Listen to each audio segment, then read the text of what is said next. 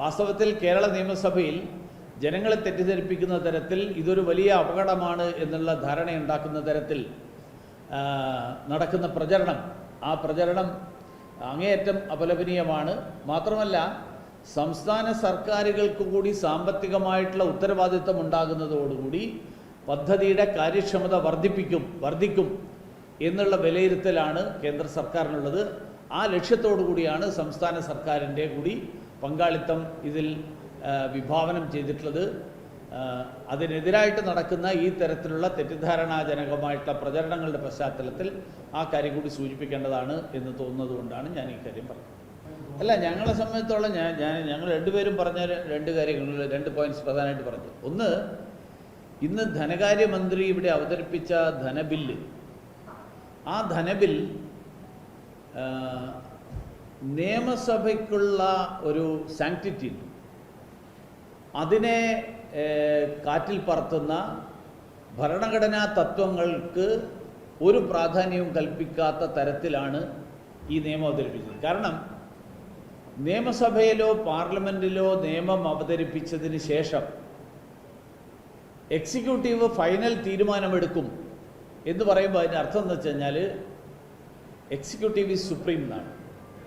നമ്മുടെ ഭരണഘടനയിൽ legislature is supreme, parliament is supreme, state assembly is supreme.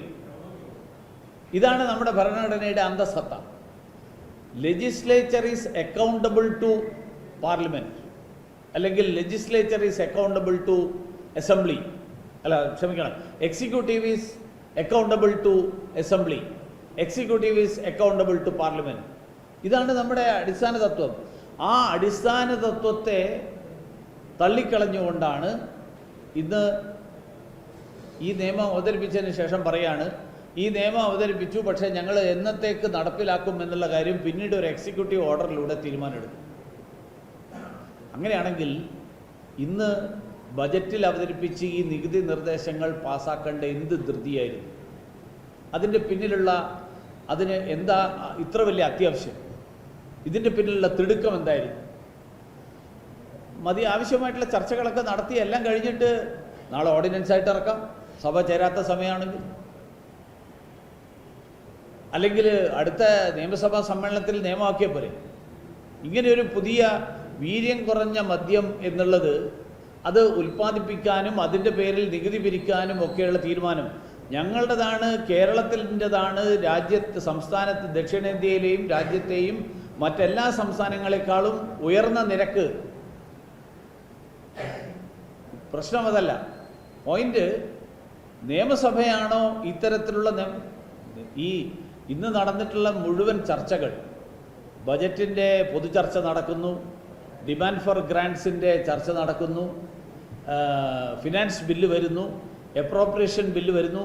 ഇതെല്ലാം ഭരണഘടനയുടെ 204 വകുപ്പ്, നിയമസഭകളെ സംബന്ധിച്ചോളം 204, പാർലമെൻറ്റ് സംബന്ധിച്ചോളം 202. ഈ വകുപ്പ് അനുസരിച്ച് നിയമസഭയ്ക്കും legislature should have a check on the executive എന്നുള്ള ഭരണഘടനാ തത്വത്തിൻ്റെ അടിസ്ഥാനത്തിലാണ് executive should be answerable to the legislature. ഇവിടെ ആ തത്വത്തെ കംപ്ലീറ്റ് ആയിട്ട് പരിപൂർണമായിട്ട് കാറ്റിൽ പറത്തിക്കൊണ്ട് പാസ്സാക്കി ഞങ്ങൾ കയ്യിൽ വെക്കും. എന്നിട്ട് ഞങ്ങൾ തീരുമാനിക്കേണ്ടത് എപ്പോഴാണോ തീരുമാനിക്കുക. ഞങ്ങളില്ലെങ്കിൽ ഞങ്ങൾ നടപ്പിലാക്കില്ല എന്നാണ്. പിന്നെ ഇതിനെ പാസ്സാക്കി നിയമം, ഈ നിയമം വെറുതെ പാസ്സാക്കാൻ വേണ്ടിയിട്ടുള്ളതാണ്. അതിനാണോ നിയമസഭ?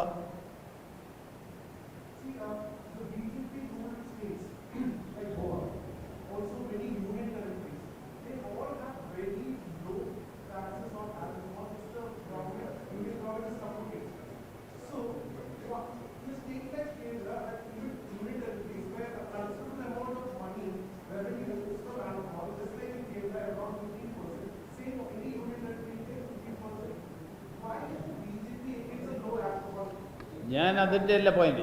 എൻ്റെ പോയിന്റ് ഞാൻ പറഞ്ഞത്, ഈ കാര്യം സർക്കാരിൻ്റെ തീരുമാനമാണോ?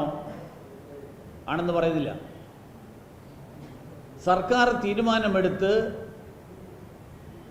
ഇപ്പോഴും എന്താ പറഞ്ഞത് മുഖ്യമന്ത്രി? ഇന്നും മുഖ്യമന്ത്രി ധനബില്ലിൻ്റെ മറുപടിയായിട്ട് മുഖ്യമന്ത്രി പറഞ്ഞത് ഇത് തീരുമാനമായോ ഇല്ലയോ എന്നുള്ള കാര്യം ഞങ്ങൾ പിന്നീട് ചർച്ച ചെയ്ത് പറയുന്നതാണ്. അപ്പോൾ തമാശ നിയമസഭ പിന്നെന്തിനാ? നിയമസഭ കുട്ടികളിയാണ്. നിയമസഭയിൽ ഒരു നിയമം പാസ്സാക്കുക, എന്നിട്ട് പറയുക ഇത് സർക്കാരിൻ്റെ നയമായിട്ട് ഞങ്ങൾ തീരുമാനിക്കുമോ ഇല്ലയോ എന്നുള്ള കാര്യം പിന്നീട് ഞങ്ങൾ തീരുമാനിച്ചിട്ട് ഞങ്ങൾ അങ്ങനെ ഒരു തീരുമാനം എടുക്കുന്നില്ല, ഞങ്ങളിതൊന്നും ചെയ്യില്ല.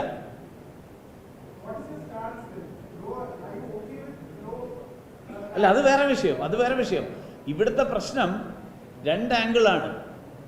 പ്രതിപക്ഷത്തിരുന്നപ്പോൾ എതിർത്ത ആൾക്കാർ ഭരണത്തിൽ വരുമ്പോൾ നടപ്പിലാക്കുന്നു, ഭരണത്തിൽ വന്നപ്പോൾ നടപ്പിലാക്കാൻ ശ്രമിച്ച ആളുകൾ ഇപ്പോൾ പ്രതിപക്ഷത്തിരുന്നിട്ട് എതിർക്കുന്നു. ഈ രണ്ടു കൂട്ടരും, ഇടതുപക്ഷവും കോൺഗ്രസും, ഇവർ രണ്ടു കൂട്ടരും ഭരണത്തിലുണ്ടായിരുന്നപ്പോൾ ഇവരിത് കൊണ്ടുവരാൻ ശ്രമിച്ചു. കഴിഞ്ഞ കാലത്ത് അവർ കൊണ്ടുവരാൻ ശ്രമിച്ചു. ഇവരന്ന് എതിർത്തു, UDF. ഇപ്പോൾ അവർ ഭരണത്തിൽ വന്നപ്പോൾ അവർ നടപ്പിലാക്കുന്നു. BJPയുടെ നിലപാടല്ലല്ലോ ഇപ്പോൾ പ്രശ്നം. ഇപ്പോൾ BJPക്ക് പറയാനുള്ളത് അല്ലല്ല, BJP കേരളത്തെ സംബന്ധിച്ചോളം ഇപ്പം ഭരിക്കുന്ന പാർട്ടിയല്ല. ഞങ്ങൾ ഭരിക്കുന്ന പാർട്ടി ആവട്ടെ, അപ്പോൾ ഞങ്ങൾ നിലപാടെടുക്കാം. നിലപാടിൻ്റെ അല്ല, ഈ നിലപാട് ഇവരുടെ നിലപാടിൻ്റെ പൊള്ളത്തരാണ് ഞാൻ ചൂണ്ടിക്കാണിച്ചത്.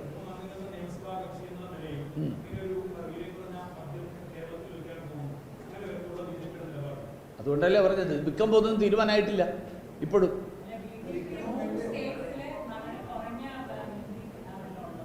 എങ്ങനെ? അത് പഠിച്ചിട്ട് പറയാം. കേരളത്തിൻ്റെ സാഹചര്യമല്ലേ പഠിക്കേണ്ടത്. മുഖ്യമന്ത്രി പഠിച്ചിട്ടില്ല, പിന്നെയാണ് പ്രതിപക്ഷത്തിരിക്കുന്ന 3 അംഗങ്ങളുടെ പാർട്ടി പഠിക്കണം എന്ന് പറയുന്നത്. അല്ല, ഞാൻ പറയട്ടെ, അതല്ല എൻ്റെ പോയിന്റ്.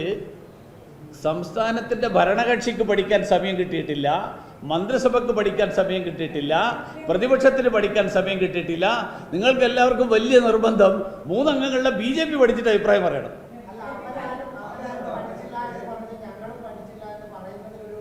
അല്ല, ഞങ്ങൾ സമയമാകുമ്പോൾ പറഞ്ഞാൽ മതിയല്ലോ. ഇപ്പോൾ പറയുന്നില്ല, ഞങ്ങൾ പറഞ്ഞ പോരെ? സമയമാവട്ടെ. ഇത്ര നിങ്ങൾക്കിപ്പോൾ ഇതിൻ്റെ മുകളിലാണോ പിടിക്കേണ്ടത്? നിങ്ങൾക്ക് ചർച്ച ചെയ്യാനും തർക്കിക്കാനും വേറെ ഒരു വിഷയത്തിലും ഇല്ലാത്തത് കൊണ്ട് ഇതിൻ്റെ മുകളിൽ BJPയുടെ ഇതാക്കാനാണ്. അതവിടെ നിൽക്കട്ടെ. അല്ല, ഞാൻ പറയട്ടെ, ഈ വിഷയത്തിൽ ഞങ്ങളെക്കാൾ വലിയ പാർട്ടികൾക്ക് നിലപാടുണ്ടായിട്ടില്ല. അവരുടെ നിലപാടെന്താ? ആ നിലപാട് അറിയട്ടെ, എന്നിട്ട് ഞങ്ങൾ തീരുമാനിക്കാം. ഏതാ? കേരളത്തിലോ? ഇന്ത്യയിലെ കാര്യമല്ലല്ലോ, നമ്മൾ കേരള നിയമസഭയിലാണ്. ഞാൻ നിൽക്കുന്നത് കേരള നിയമസഭയിലാണ്. പാർലമെന്റിൽ ഈ വിഷയം വരുമ്പോൾ അന്നേരത്ത് നമുക്ക് തീരുമാനിക്കാം.